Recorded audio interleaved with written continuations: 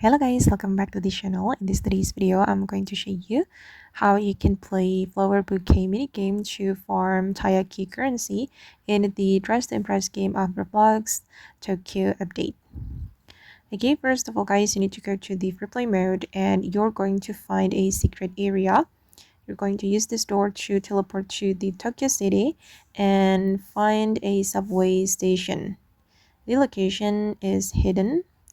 You're going to go to this way to find the subway station.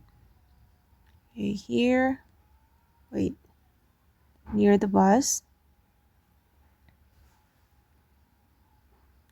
Okay, this is the subway station, and you're going to use the train to go to the hidden area or the secret area. Okay, just skip the cutscene.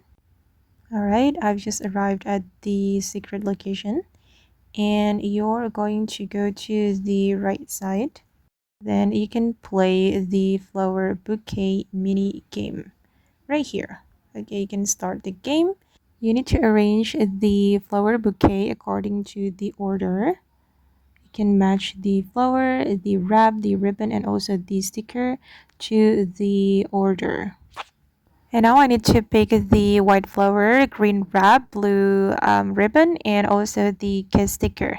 And just click on done once you're done picking the items.